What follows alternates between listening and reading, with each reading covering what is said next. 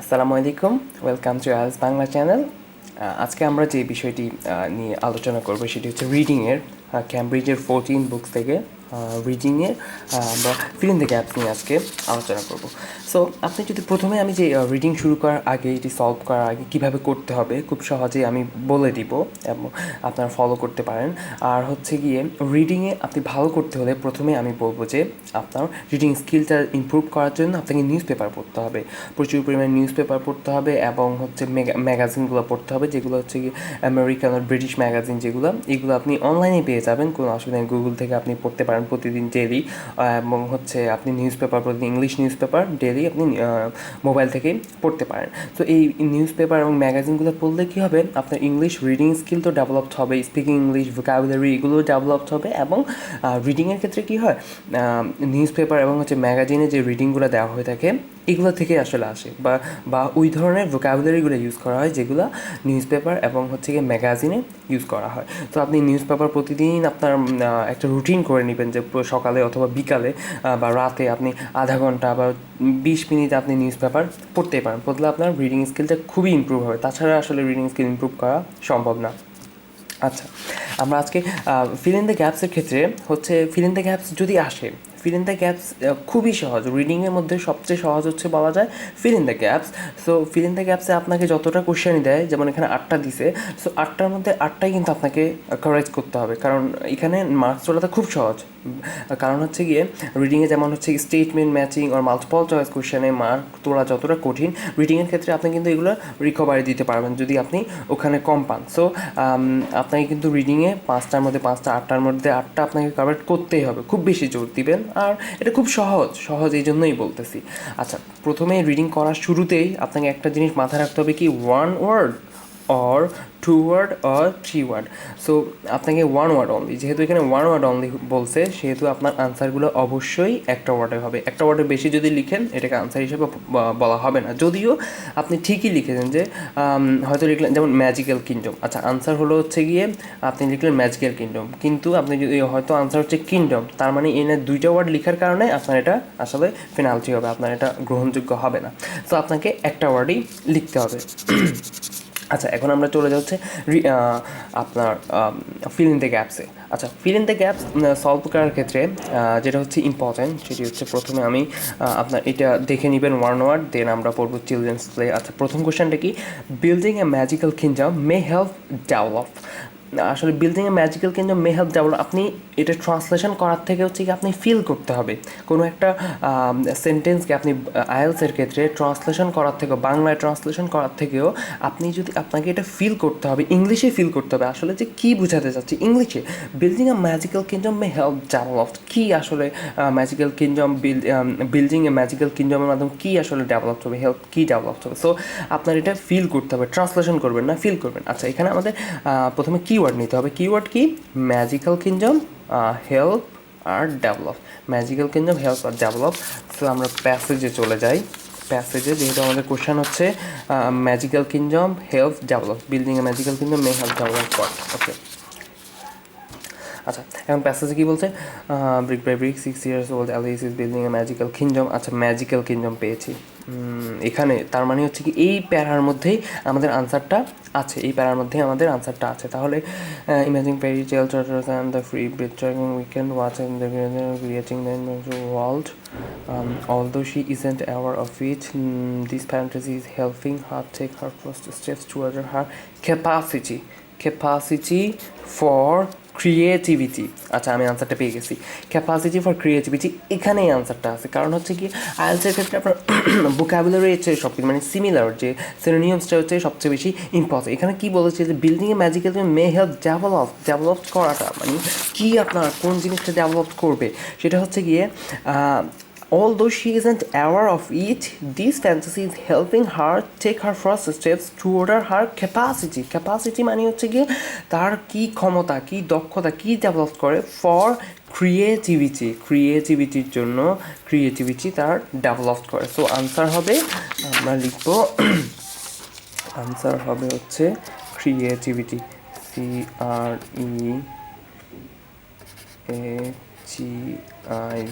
CREATIVITY T Y.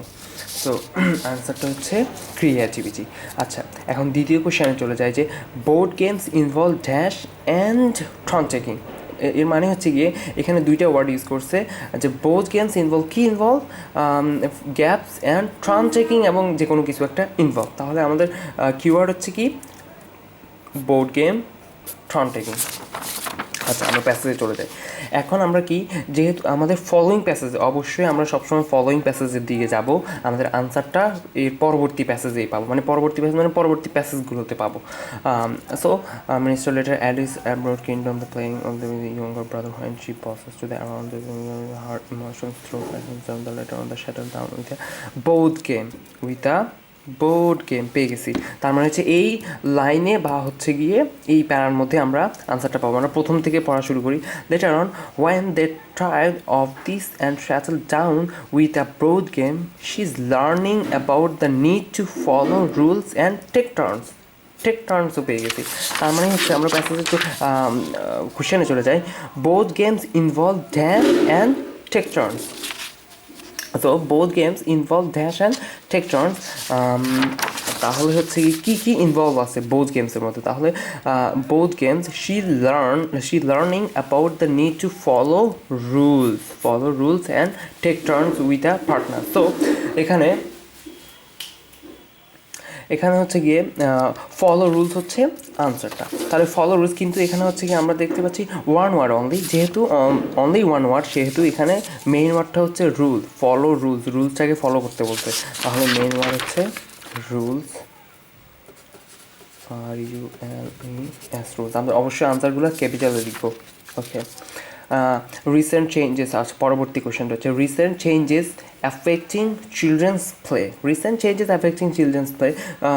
Recently কি changing affect করছে children play এর ক্ষেত্রে?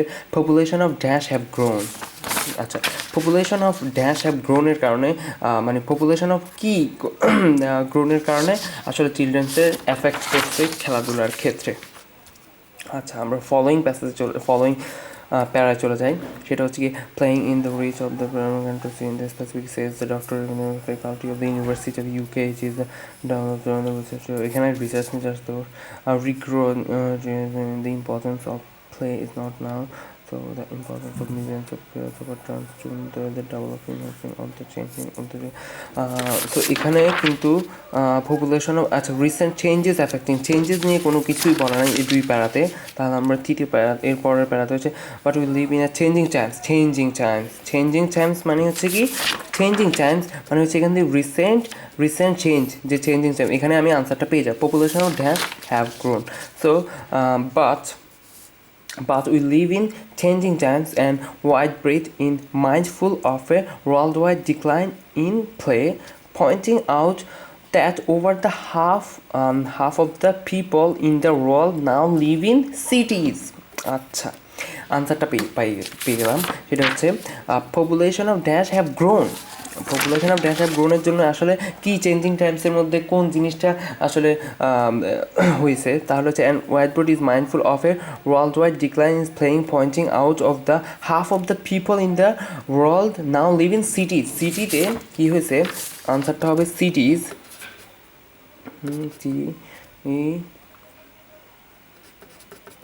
কী হবে যে population of cities have grown. আর পপুলেশন অফ সিটিজ হ্যাভ গ্রোনের কারণে আসলে এই চিলড্রেনরা আসলে বাইরে খেলাধুলার জন্য করতে পারছে না, এটা হচ্ছে। আচ্ছা, তারপরে হচ্ছে opportunities for free play are limited due to opportunities for free play, মানে বাইরের খেলাধুলা যেটা আর লিমিটেড ডিউ টু কিসের জন্য? যে বাইরে যে খেলাধুলা করে বাচ্চারা, এটা লিমিটেড হয়ে গেছে কিসের কারণে? ফিয়ার অফ, কোন জিনিসটা, কোন ভয়ের কারণে? ফিয়ার অফ মোট তিনটা জিনিস, যে fear of, then fear of second one, then increase dash in স্কুলে কি ইনক্রিজ হওয়ার ফলে আসলে বাইরে খেলাধুলা কমে গেছে। তো বাইরে খেলাধুলা কমে গেছে কেন? এখন আমরা চলে যাচ্ছি এর সামনের লাইনে, দ্য অপরচুনিটিস। এই যে আমরা অপরচুনিটিস পেয়ে গেলাম, অর্থাৎ এই শেষটার মধ্যেই কিন্তু পুরো তিনটা আনসার পেয়ে যাব খুব সহজেই। So the opportunities for free play which I experienced almost every day of my children are becoming increasingly scarce. কারণ কি? He says outdoor play is curtailed, কারণ এখানে আমরা কার্টেলড পাইছি। এর মানে হচ্ছে যে opportunities for free play are limited মানে হচ্ছে কি সীমিত, কারণ opportunities are free play limited due to কিসের কারণে? আর এখানে আমরা পাইছি কি কার্টেল পাইছি, কারণ হচ্ছে আউটডোর প্লে ইজ কার্টেল মানে হচ্ছে কার্টেল মানে হচ্ছে কর্তন করা বা সীমিত করা হয়েছে by perception of risk to do with traffic রিস্কের কারণে আসলে perception of risk to do traffic রিস্কের কারণে আসলে কার্টেল করা হয়েছে। Outdoor play is curtail because of traffic.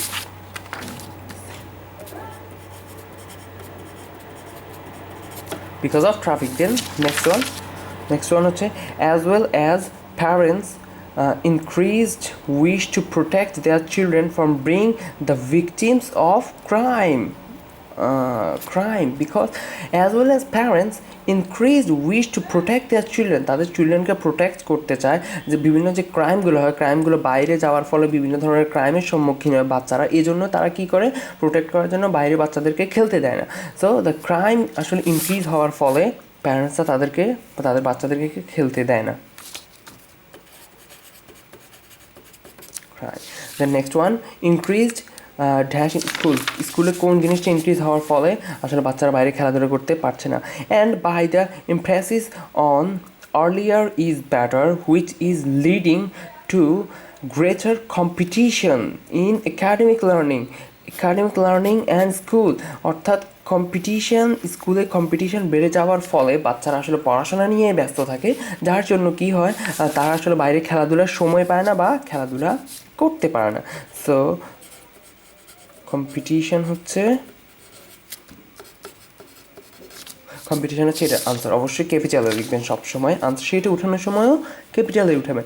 আর আচ্ছা, আনসার শিটে উঠানোর সময় কী করবেন, ডিরেক্টলি আনসার শিটেই উঠাই ফেলবেন।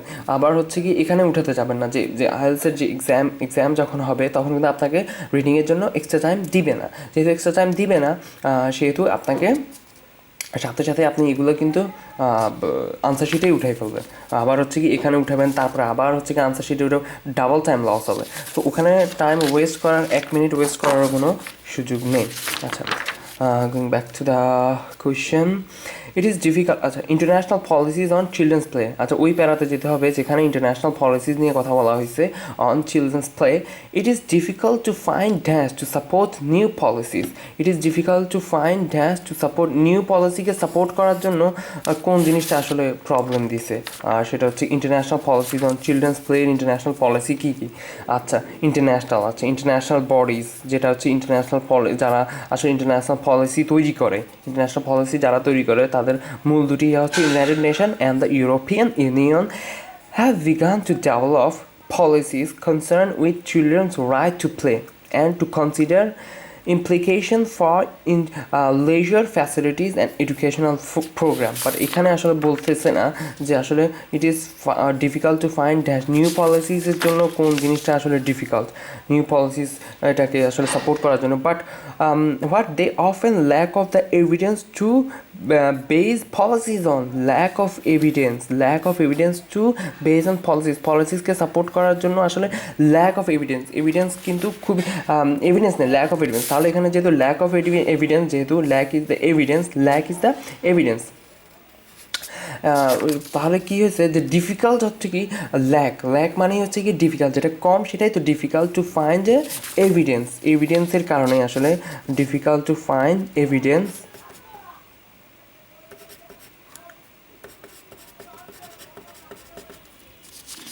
আচ্ছা, এভিডেন্সের কারণে যে lack is the evidence to base policies on. Okay, আচ্ছা 8 নম্বরে চলে যাই। Research needs to study the impact of play on the rest of the children's life. Research needs to study, তাদের আসলে ওই বিষয়ে আসলে স্টাডি করা দরকার। Impact of play on the rest of children's, তাহলে হচ্ছে যে রিসার্চার নিডস টু স্টাডি, তাদের স্টাডি করা দরকার impact of play on the rest of চিলড্রেন্সের কিসের উপর তাদের আসলে স্টাডি করা খুব দরকার। The type of play are interested to the initial respondent, but as soon as asked to the old people as well as researcher have intervened explains আচ্ছা researcher have কিন্তু এখানে কিছুই বলা নাই explains Sarah and we want to know that the long term impact of play is its real changes. Real changes. Dr. Jamie agrees, pointing out although some of the steps in the puzzle of the impact have to locked up there is a very little data. Very little data means এই বিষয়ে কাজ করা কম হয়েছে it means that researcher needs to study ওই বিষয়ে রিসার্চারকে study করার দরকার কারণ হচ্ছে গিয়ে তাদের লিটল ডাটা যে বিষয়ে লিটল ডাটা তার মানেই হচ্ছে গিয়ে ওই বিষয়ে আসলে তেমন একটা রিসার্চ করা হয় নাই রিসার্চ করা দরকার on the impactও পেয়ে গেছি আমরা it has on the children's later life means rest